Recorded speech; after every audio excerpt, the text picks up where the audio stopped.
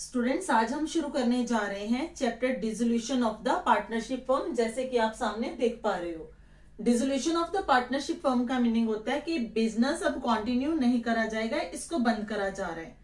इसमें जो पार्टनर्स का इकोनॉमिक रिलेशन होता है एक दूसरे के साथ, वो खत्म हो जाता है। इसके बाद बिजनेस की कोई भी इकोनॉमिक एक्टिविटी नहीं करी जाती, ना तो पार्टनर्स के साथ और ना ही आउटसाइडर के साथ। इसमें हमारे पास रियलाइजेशन अकाउंट बनाया जाता है। Dissolution of the partnership firm और डिसोल्यूशन ऑफ द पार्टनरशिप, इन दोनों में फर्क होता है। डिसोल्यूशन ऑफ पार्टनरशिप फर्म में बिजनेस टोटली बंद हो गया, जैसे कि मैंने बताया कि economic relation is over. But dissolution of the partnership में क्या होता है, इकोनॉमिक रिलेशन खत्म नहीं होता, सिर्फ इसमें क्या है, एक reconstitution of the partnership firm होता है। बिजनेस कंटिन्यू होता है लेकिन टर्म्स एंड कंडीशन इसमें चेंज हो जाती है, इकोनॉमिक रिलेशन चेंज हो जाता है। तो जब dissolution of the partnership firm होता है, उस केस में जितनी भी एसेट्स होती हैं बिजनेस की, उनको सेल कर दिया जाता है और उसके बाद जितने भी लायबिलिटीज होती हैं फर्म की, उनको पे करा जाता है। अगर फर्म ने कुछ लोन पार्टनर से लिया होता है तो उसकी भी पेमेंट करी जाती है। अगर पार्टनर ने फर्म से लोन लिया हुआ है तो उसको भी एडजस्ट करा जाता है। इन केस फर्म की एसेट सेल करने के बाद जो मनी आई है वो कम है, तो जितनी लायबिलिटीज एक्स्ट्रा होगी आउटसाइडर के अगेंस्ट, वो पार्टनर्स के थ्रू पे करी जाएगी। वो पार्टनर की पर्सनल एसेट को सेल करके या उनसे अमाउंट लेके वो पे करी जाएगी। अगर बिजनेस में कुछ फंड्स बच जाते हैं या कुछ बच जाता है एसेट्स को सेल करके और लायबिलिटीज को पे करके, तो वो पार्टनर के अकाउंट के थ्रू एडजस्ट करा जाता है। There is a different way to dissolute the partnership firm. Different modes होते हैं, तो वो कौन कौन से मोड्स हैं, चलिए अब डिटेल में सीखते हैं। Modes of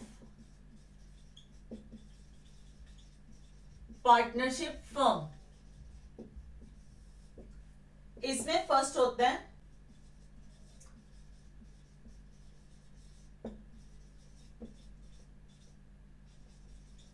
by mutual agreement. कई बार सारे पार्टनर्स मिलकर डिसाइड कर लेते हैं now they don't want to continue the business, तो वो आपस में एक दूसरे की अंडरस्टैंडिंग के साथ बिजनेस को बंद कर देते हैं। नेक्स्ट है कंपल्सरी डिसोल्यूशन। कंपल्सरी डिसोल्यूशन का मतलब क्या होता है, कई बार होता है कि बिजनेस में कोई एक पार्टनर जो है वो इनसॉल्वेंट हो गया, तो उस केस में ये कंपल्सरी हो जाता है कि बिजनेस को क्लोज कर दिया जाए। और कई बार होता है कि बिजनेस जो है वो अनलॉफुल मैनर में स्टार्ट करा गया होता है या चल रहा होता है, तो उस केस में ये कंपल्सरी हो जाता है कि बिजनेस को बंद करा जाए। थर्ड है बाय नोटिस। कई बार होता है कोई एक पार्टनर इंटरेस्टेड ही नहीं है बिजनेस करने के लिए, तो वो बाकी पार्टनर्स को एक नोटिस दे देता है कि with in this time period the business should close, तो उस नोटिस के बाद बिजनेस को बंद करना जरूरी हो जाता है। नेक्स्ट है on happening of an event. कई बार कुछ ऐसी सिचुएशंस आ जाती हैं बिजनेस में कि बिजनेस को बंद करना जरूरी हो जाता है। जैसे कि बिजनेस को स्टार्ट करा गया था कुछ पर्टिकुलर टाइम पीरियड के लिए, और जैसे ही वो टाइम पीरियड कंप्लीट हुआ तो बिजनेस बंद होगा। सपोज मैं आपको एक एग्जांपल देती हूँ कि ए बी सी ने आपस में बिजनेस स्टार्ट करा फॉर 5 इयर्स। अब वो 5 इयर्स कंप्लीट हो गए हैं, जैसे वो 5 ईयर का टेन्योर कंप्लीट होगा बिजनेस बंद हो जाएगा। नेक्स्ट इसमें हो सकता है जैसे ए बी सी ने आपस में कॉन्ट्रैक्ट करा कि हम एक प्रॉपर इंफ्रास्ट्रक्चर डेवलप करेंगे या एक बिल्डिंग बनाएंगे, और जब वो बिल्डिंग की कंस्ट्रक्शन पूरी होती है तो उनमें आपस में इकोनॉमिक रिलेशन खत्म हो जाता है, तो उनका बिजनेस अपने आप ही डिसॉल्व हो जाता है। इसके अलावा हो सकता है किसी एक पार्टनर की डेथ हो गई और बाकी जो पार्टनर्स हैं वो बिजनेस को कंटिन्यू नहीं करना चाहते, तो उस केस में भी बिजनेस जो है वो बंद हो जाएगा। लास्ट होता है हमारा डिसोल्यूशन बाय कोर्ट। कई बार कोर्ट नोटिस करता है कि जो बिजनेस है वो सोसाइटी की फेवर में नहीं है, ये सोसाइटी को हार्मफुल है, तो उस केस में कोर्ट जो है वो इंटरफेयर करता है और बिजनेस को बंद करने के लिए कहता है। और ये हो सकता है कि कई बार जो वो ऑब्जर्व करता है कि किसी पार्टनर का कंडक्ट जो है वो पार्टनरशिप फर्म के लिए ठीक नहीं है, उस केस में कोर्ट ऑर्डर देता है कि बिजनेस को बंद कर दिया जाए। कई बार होता है कि कोई एक पार्टनर है वो अनसाउंड माइंड का है, तो उस केस में भी कोर्ट इंटरफेयर करके बिजनेस को बंद करने के लिए बोल सकता है। कई बार कोई पार्टनर है या सारे कोई भी और पार्टनर्स हैं वो एक दूसरे का फेथ ब्रीच करते रहते हैं, तो उस केस में भी कोर्ट इंटरफेयर करके पार्टनरशिप फर्म बंद करने के लिए बोल सकता है। तो इन सब रीजन की वजह से पार्टनरशिप फर्म को बंद करना पड़ जाता है। तो ये 5 केसेस जो हैं आपने बड़े अच्छे से समझ लिए हैं। तो अब चलते हैं इसके अकाउंटिंग ट्रीटमेंट की तरफ। तो अकाउंटिंग ट्रीटमेंट में सबसे पहले जितने भी एसेट्स होती हैं उनको रियलाइजेशन अकाउंट को ट्रांसफर करा जाता है। तो हमारी फर्स्ट ट्रांजैक्शन क्या होती है? Transfer all the assets including goodwill to the realization account except cash, bank, capital account, debit balance, current account, debit balance, profit and loss account, debit balance, partners loan account and fictitious assets. इन सबको छोड़ के जितने भी assets हैं उनको हम transfer किसको करते हैं? रियलाइजेशन अकाउंट को। अब जितने भी एसेट्स हैं उनका नाम क्या बन जाएगा? एसेट का रियलाइजेशन अकाउंट। तो एंट्री बनेगी आपकी realisation account debit to assets account being assets transferred to realization account। Same way से जितने भी लायबिलिटीज हैं उनको रियलाइजेशन अकाउंट को ट्रांसफर कर दिया जाता है। ट्रांसफर ऑल द लायबिलिटीज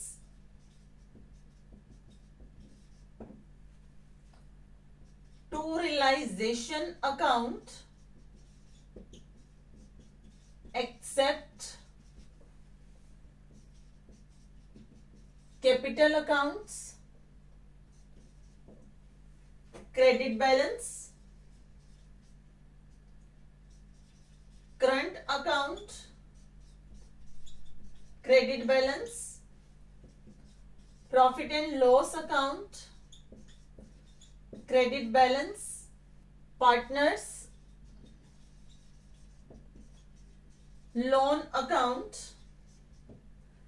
इन सबको छोड़ के जितनी भी लायबिलिटीज होंगी वो सारी की सारी किसको ट्रांसफर हो जाएंगी? रियलाइजेशन अकाउंट को। तो हमारी एंट्री बनेगी liabilities account debit to realization account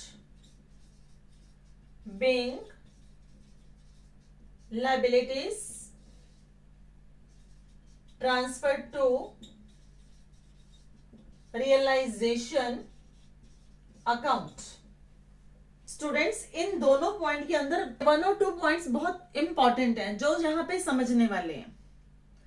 जैसे कि हम बात यहाँ पे कर रहे थे कि सारे की सारी एसेट्स, ठीक है, all the assets, cash, bank, capital account debit, current account debit और profit and loss debit, right, fictitious asset और पार्टनर्स लोन को छोड़ के ट्रांसफर हो जाएंगी। इसमें आपने देखा होगा एक स्पेशल आपकी आइटम है डेटर्स। डेटर्स के अंदर कई बार प्रोविजन दी होती है। वो प्रोविजन हमारी क्या होती है? Expected liability. तो वो जो एक्सपेक्टेड लायबिलिटी है उसको भी हम एज अ लायबिलिटी ट्रांसफर करेंगे रियलाइजेशन अकाउंट को। तो हमारे पास जो एसेट की डेटर की वैल्यू होगी वो ग्रोस वैल्यू पे यहां पे ट्रांसफर होगी और जो प्रोविजन है वो लायबिलिटीज के थ्रू रियलाइजेशन अकाउंट को ट्रांसफर होगी। लेकिन उस प्रोविजन की पेमेंट नहीं होगी क्योंकि वो एक्सपेक्टेड लायबिलिटी है, एक्चुअल लायबिलिटी नहीं है। हम जब यहाँ पे सारी एसेट ट्रांसफर कर रहे हैं तो हमारे पास यहाँ पे एक एसेट होती है इन्वेस्टमेंट। उसके रिगार्डिंग कई बार होता है बिजनेस ने इन्वेस्टमेंट रिजर्व रखे होते हैं, इन्वेस्टमेंट फ्लक्चुएशन रिजर्व्स। उन इन्वेस्टमेंट फ्लक्चुएशन रिजर्व की पेमेंट नहीं होती क्योंकि वो कंपनी ने खुद के रिजर्व क्रिएट करे होते हैं, राइट। उनको हमने यहाँ पे एज ए लायबिलिटी शो करना है, लेकिन उनकी पेमेंट नहीं करनी। प्रोविजन फॉर डेप्रिसिएशन, वो हम यहाँ पे ट्रांसफर करेंगे रियलाइजेशन अकाउंट को, लेकिन उनकी भी पेमेंट नहीं होगी, ये आपको याद रखना पड़ेगा, राइट। उनकी पेमेंट क्यों नहीं होती? जितने भी प्रोविजंस हैं, provisions are the expected liabilities, that is not actual liability, तो उनकी पेमेंट नहीं होगी। वो सिर्फ हम इसमें रियलाइजेशन को ट्रांसफर करने के लिए यूज करेंगे, लेकिन उनकी पेमेंट मैं बार बार बोल रही हूं नहीं होगी। Got the point. अब बात आती है रिजर्व्स की, और रिजर्व में जितने भी रिजर्व हैं हम उसमें से इन्वेस्टमेंट फ्लक्चुएशन रिजर्व यहां पे दिखाएंगे, वर्कमैन कॉम्पेंसेशन यहां पे दिखाएंगे, लेकिन बाकी के जो रिजर्व हैं जैसे कॉन्टीजेंसी रिजर्व्स, जनरल रिजर्व, वो यहां पे नहीं दिखाई जाएंगे, that is a part of the profit, वो सीधा ही पार्टनर्स को उनके कैपिटल अकाउंट में ट्रांसफर कर दिए जाएंगे। तो अगर आपके पास प्रोविजन फॉर डेप्रिसिएशन है, प्रोविजन फॉर डाउटफुल डेट है, इन्वेस्टमेंट फ्लक्चुएशन रिजर्व है, इनकी जो है वो पेमेंट नहीं करी जाएगी, इनको सिर्फ रियलाइजेशन अकाउंट को ट्रांसफर किया जाएगा। नेक्स्ट एंट्री होगी व्हेन एसेट सोल्ड, जब भी एसेट को बेचा जाएगा या उसको रियलाइज करा जाएगा, बात एक ही होती है, सोल्ड और रियलाइज्ड, राइट। और ऑक्शन वर्ड भी दिया जा सकता है, व्हेन एसेट ऑक्शन, चाहे ये बुक्स में रिकॉर्ड हो पहले से, चाहे ये बुक्स में रिकॉर्ड नहीं हो, तो इनकी एंट्री पड़ेगी कैश अकाउंट डेबिट, या फिर अगर चेक के थ्रू है तो bank account debit to realisation account, being assets realised. जैसा कि स्टूडेंट मैंने यहां पे आपको बताया था कि अब एसेट का नाम नहीं आएगा, जैसे बोला जाएगा फर्नीचर सोल्ड, आप क्या लिखोगे? Cash account debit to realisation account. अगर आप लिखते हो cash account debit to furniture account, तो ये आपकी एंट्री क्या होगी? गलत, क्योंकि आपने यहां पे एसेट का नाम यूज कर लिया। यहां पे क्या आना है? कैश अकाउंट या bank account debit to realisation account. Asset का नाम चेंज होके क्या हो चुका है पिछली ट्रांजैक्शन के अंदर? Realisation. Hope it's clear. Next entry when asset is taken by partner. कई बार जब बिजनेस बंद होता है तो उस टाइम पे पार्टनर्स ये ऑब्जर्व करते हैं कि एसेट की कंडीशन अच्छी है, तो वो एसेट्स को टेक ओवर कर लेते हैं। उस केस में जिस पार्टनर ने एसेट को टेक ओवर करा है उसका नाम यहाँ पे क्या हो जाएगा? Debit. A capital account debit, X capital account debit, जो भी पार्टनर इसको टेक ओवर करेगा। टू रियलाइजेशन अकाउंट, अगर आप डालते हो partners capital account debit to asset account, जो कि मोस्टली आप लोग करते हो, तो ये गलत है। क्या आएगा? Partners capital account debit to realisation account. Asset के नेम की जगह पे यहां पे क्या आना है? Realisation account, being asset taken by partner. चलिए मैं एक एग्जांपल के साथ बताती हूं। Furniture taken by partner X, X एक पार्टनर का नाम है, एट ₹20,000। अब फर्नीचर एक्स ने टेक ओवर करा है, तो एंट्री होगी X capital account debit to realisation account 20,000, being furniture taken by partner X। अगर आप यहां पे रियलाइजेशन की जगह पे फर्नीचर लिखोगे तो वो गलत हो जाएगा, जैसे कि मैं यहां पे आपको बता चुकी हूं। एसेट का नाम अगर आता है तो वो आपकी एंट्री गलत है। आपको अब एसेट और लायबिलिटीज की जगह पे क्या यूज करना है? Realisation. Next case when asset given to the creditors. Against his dues. कई बार क्या होता है, किसी क्रेडिटर को हमने पेमेंट करनी है, उस पेमेंट की जगह हम उसको एसेट ही दे देते हैं। उस केस में अगर ये फुल एंड फाइनल पेमेंट है तो यहां पे कोई एंट्री नहीं डाली जाएगी, नो एंट्री। पहले तो हमारी एसेट रियलाइजेशन को ट्रांसफर हो चुकी है, लायबिलिटी भी रियलाइजेशन को ट्रांसफर हो चुकी है। अब ना तो एसेट की सेल हो रही है, ना ही लायबिलिटीज की पेमेंट हो रही है, वो आपस में सेटलमेंट हो गई। तो अगर आपको दिया जाता है इन फुल सेटलमेंट, ठीक है, assets are given to the creditors for his dues, then there is a no entry. Next case, when payment made against liabilities of the firm. अब liabilities जो थी उसका नाम क्या हो चुका है, रियलाइजेशन। तो एंट्री क्या आएगी, realisation account debit to cash account. अगर ये चेक के थ्रू है तो realisation account debit to bank account. कई बार होगा ये लायबिलिटीज जो है वो उसकी पेमेंट बिजनेस ना करके कोई पार्टनर कर रहा है, तब हम उसके ट्रांजैक्शन कैसे करेंगे, when partner agree to pay the liabilities of the firm। तो एंट्री बनेगी हमारी realisation account debit to partners capital account. यहां पे उस पार्टनर का नाम क्रेडिट होगा जो पार्टनर फर्म की लायबिलिटी पे करने के लिए रेडी है। तो ये कंसर्न पार्टनर होगा जो लायबिलिटी पे कर रहे हैं, तो इसको हम कंसर्न पार्टनर के नाम से लिखेंगे। क्लियर स्टूडेंट्स, अगर balances of fictitious assets, fictitious asset आपको पता है cumulated losses, deferred revenue expenses like advertisement expenses, अगर दिए हों तो ये रियलाइजेशन अकाउंट में नहीं आते। इनका ट्रीटमेंट सीधा कैपिटल अकाउंट में होता है, जैसा कि एडमिशन और रिटायरमेंट में होता है, और ये ट्रांसफर कर दिए जाएंगे कैपिटल अकाउंट को। तो इसकी एंट्री बनेगी partners capital account debit to profit and loss debit balance. Debit balance का मतलब जो एसेट साइड में गिवन है, right, and to deferred revenue expenses. Deferred revenue expenses directly भी लिखा हो सकता है या फिर एडवर्टाइजमेंट सस्पेंस अकाउंट लिखा हो सकता है, तो ये दोनों एक ही बात है, राइट। तो इनको पार्टनर्स कैपिटल अकाउंट में बांटना है, और ये दोनों ही आपको कहां पे मिलेंगे, बैलेंस शीट में एसेट साइड में। क्लियर। ऐसे ही अगर आपको reserves, general reserve, contingency reserve,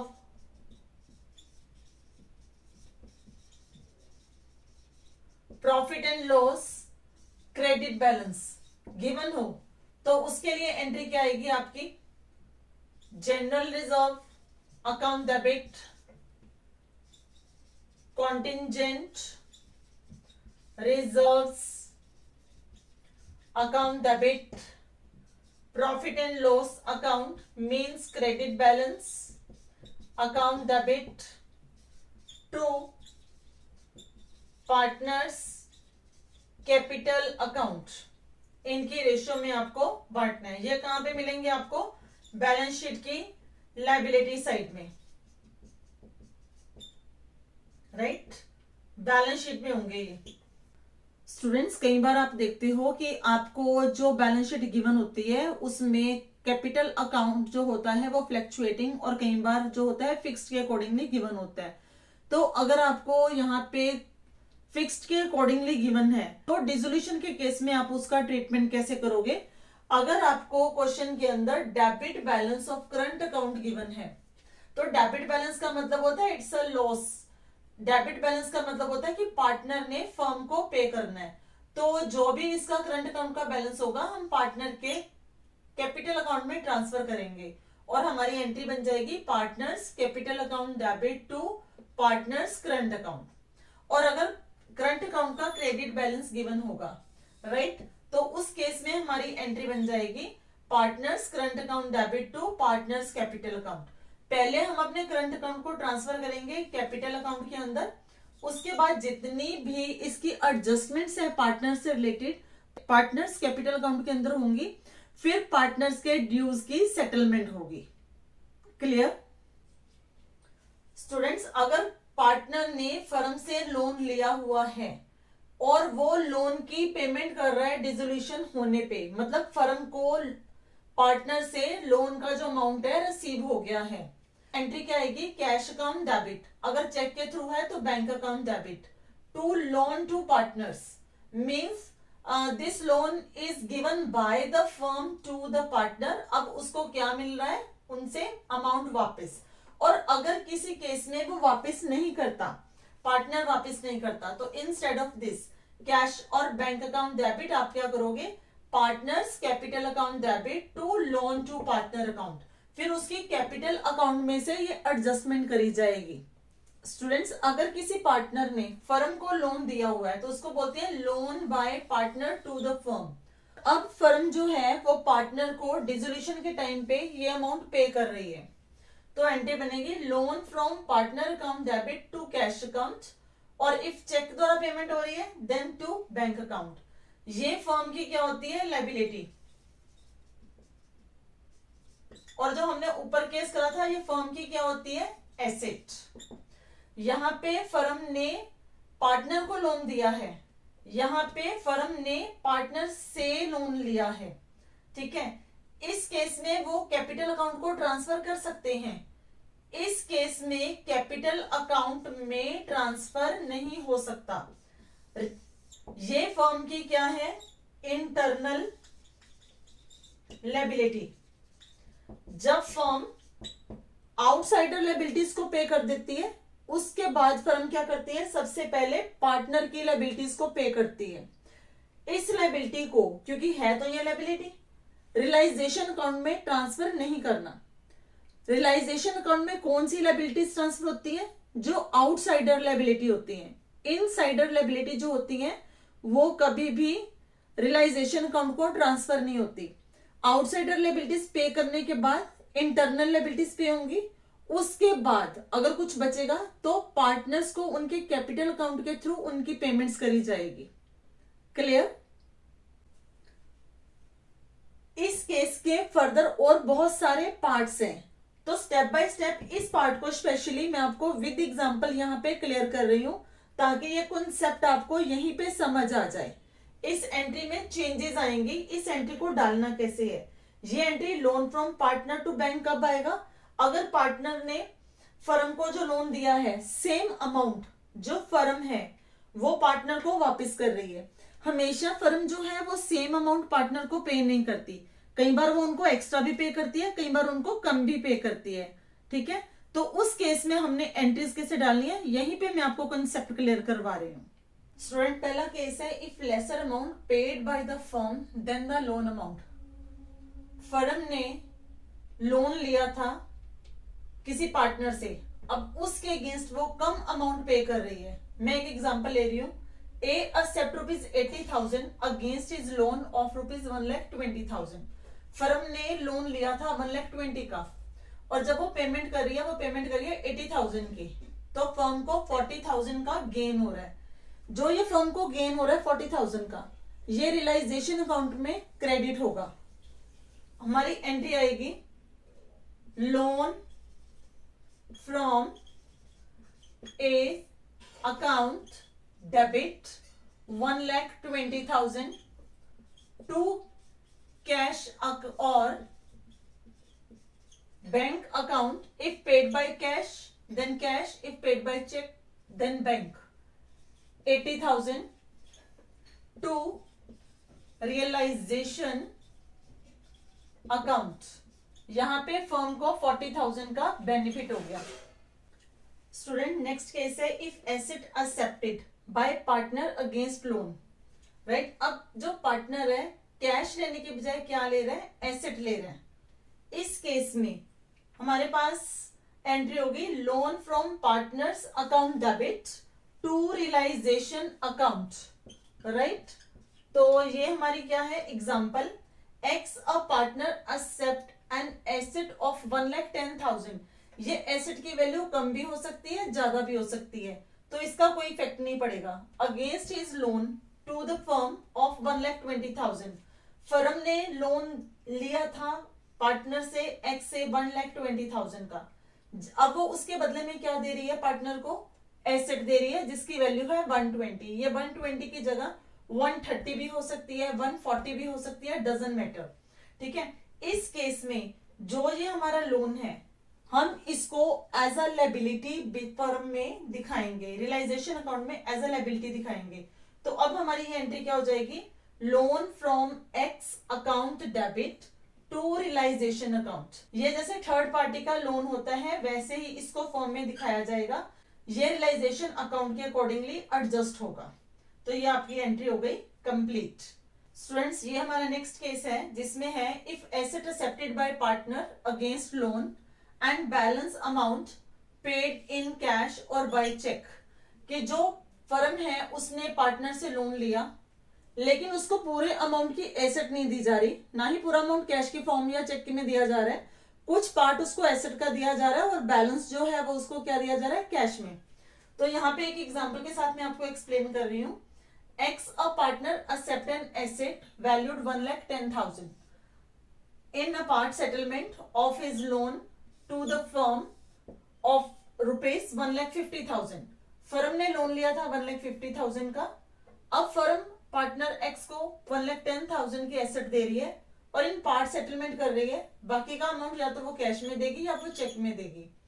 तो लोन फ्रॉम एक्स 1,50,000 जितने का लोन है टू रियलाइजेशन, जो एसेट की वैल्यू है ये ज्यादा भी हो सकती है कम भी हो सकती है, क्योंकि पार्ट पेमेंट है तो ऑब्वियस है कम होगी, टू कैश, और रिमेनिंग अमाउंट है वो उसको कैश के फॉर्म में दिया जा रहा है, और अगर चेक की फॉर्म में होगा तो टू बैंक। क्लियर?